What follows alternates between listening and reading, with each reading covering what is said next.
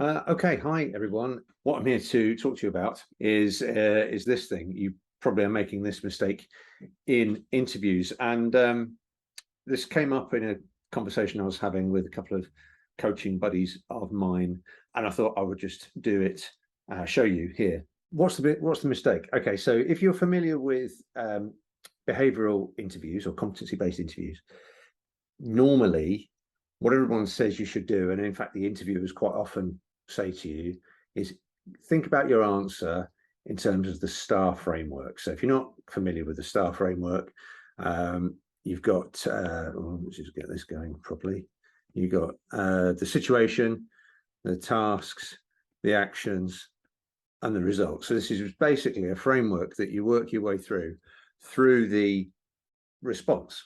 Okay, so the situation might be what exactly it was, when it happened, who was involved, that sort of thing.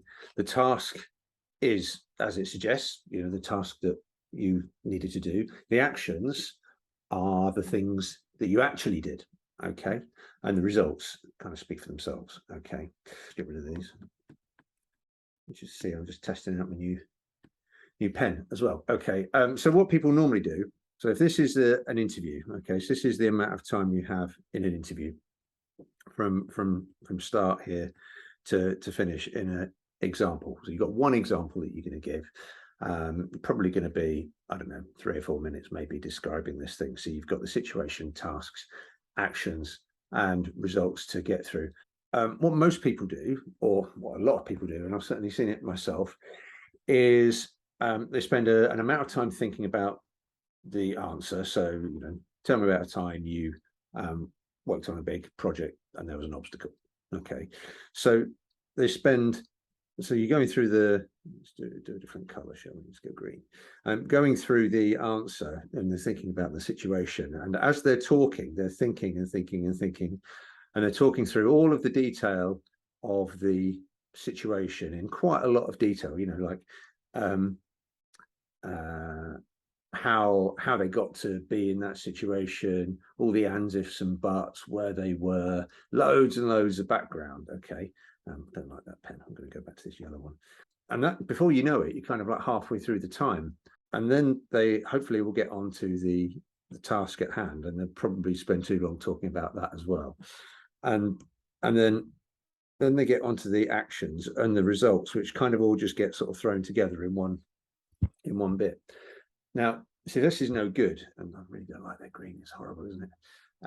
That's no good, because the whole idea of a behavioural interview is that it's about behaviours, right? And it's the behaviours that the interviewer is trying to uncover. You're not going to uncover any behaviours here while you're talking about the situation. It might all be very impressive and very grand, the situation that you are in, but just because you're in a situation, that doesn't mean that you're any good at it. The bit that's important is this bit down here, right? Because it's the actions that you took that are going to be of particular interest, right? Because that's where you demonstrate your behavior and your competency, the things that you did. So don't do it like this. Okay, what you want to be doing, so same kind of framework again, is getting into the situation and getting through that quite quickly, right? So your situation is this bit, and this is probably, I don't know, 10% of your answer, and you want to be covering things here like when it was 2020, something or other was happening, who was involved. So, I was asked to pick this up by such and such person, or I was on this project and these people were involved. I was working at Amazon. Anyway, so where you were, what the job was. And what this is doing is kind of helping connect the answer straight away to the CV that hopefully the interviewer has already read. Okay, so you get that out of the way in a couple of sentences, really high level stuff. And then you get into the task. So it's like, this is the what, right? What was the aim? Well, the project was to deliver X, Y, and Z thing, right? Okay. and that's all we need to know. Or the problem was this. So this is the point where it's really good to kind of go back to the question that you've been asked, and use the words that are in the question. So if the question asks you about a problem that you solved, then at this point you want to be saying the problem was this. So you're kind of connecting it back to the question, and this has got two really big benefits. One is it helps you kind of focus on what it is you're talking about, really important. And two, for the interviewer, it's dead easy for them to sort of follow what's going on as well. So tie that back to the actual interview question, and then that will lead you neatly into the action. So the stuff that you did. Okay, so the stuff that you did is kind of more like the how, right? Might feel a bit strange because I've kind of said the stuff, which kind of suggests the what, but this is really your how, your method. So this is like the decisions you made. This is like who you liaised with, who you canvassed for opinion.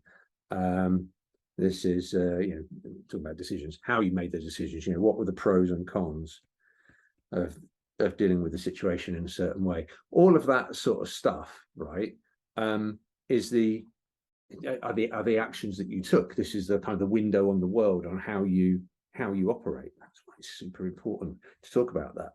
And then once you've talked through all that stuff, you get into the results. So really what we're saying here is your actions need to be sort of, I don't know, what is that there? Probably easily 60, perhaps 70% of the response, right?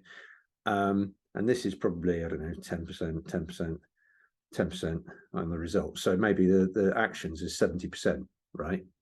So you've only got 4 minutes maybe to go through this response.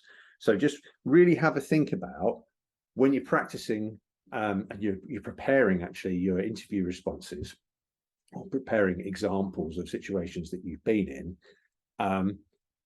Go to town on the stuff that you did, how you did it, how you made decisions, how you solved problems, the tools that you used, why you did things in a certain way, because that's what we want to know.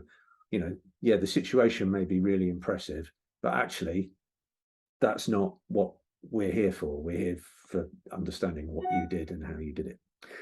Anyway, so I hope that was really useful. It's a bit of a scribble, but let me know in the comments if that was really useful for you. Hopefully it was.